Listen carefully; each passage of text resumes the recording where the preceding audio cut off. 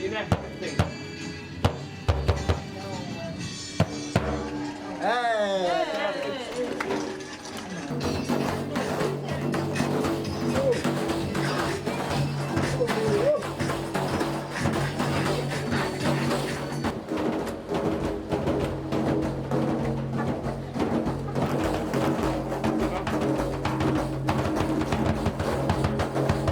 Don't keep doing that.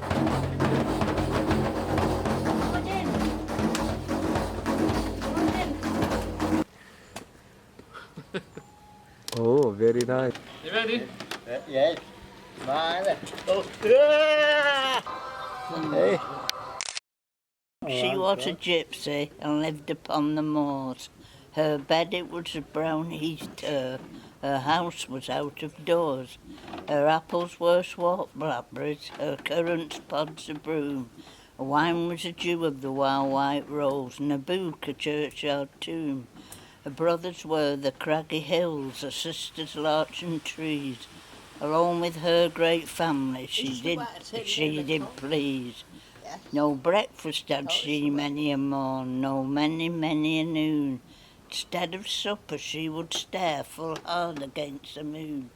Old Meg was brave as Margaret Queen, tall as Amazon. An old red blanket cloak she wore, a chip hat had she on. God rest her age of bone somewhere, she died full long agone. So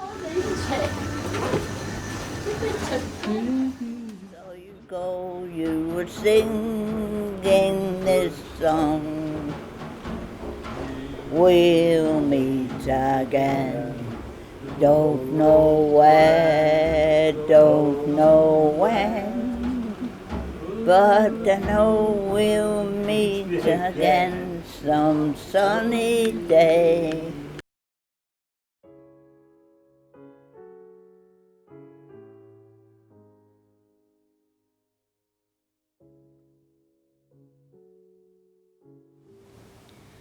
You did all that you could, the nurse said to me. You sat right beside her. What more could she need? Oh, I don't know, nurse. Her children, maybe. But they had no more visits, so instead she got me. You see, this resident and I, we were close. She always remembered me, not to boast. But there was this bond there, like she was family. How could I let her die alone and in agony? Well, that's just it. I couldn't allow it. She needed me and I had to get to it.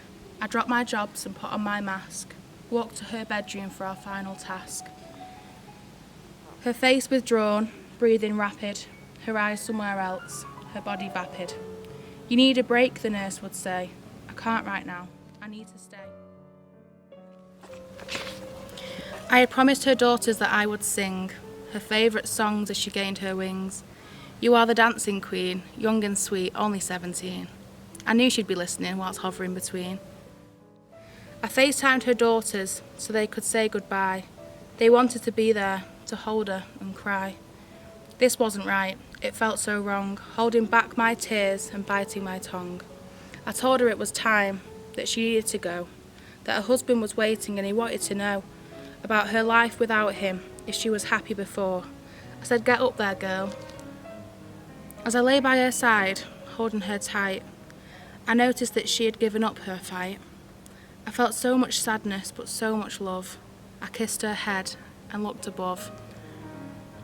She had been set free from her dementia. It was time for a new adventure. Up in heaven, looking down on her beautiful daughters and her small little town. I rang her girls to tell them the news. They smiled and thanked me. It was you that she'd choose to lay down beside her and stay until the end. We are so grateful to you. You were her true friend. How could it be that all of these deaths were filled with loneliness and final breaths? These people have dementia if that wasn't enough. Corona came around to make it more tough.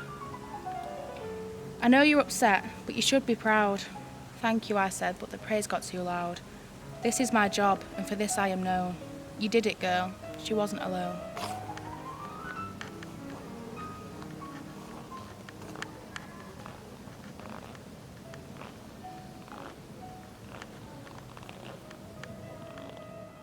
I'm writing to tell people how kind the staff and people are looking after the people who are in the home. They have a lot to do and they try to keep them happy as possible and keep them well fed. They try to keep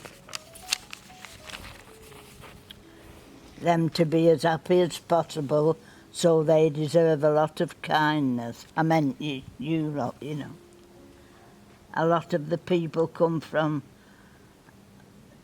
on buses and to travel to the harbour court. There are lovely gardens with lovely flowers and the people are so kind to them. Don't know when, but I know we'll meet again some sunny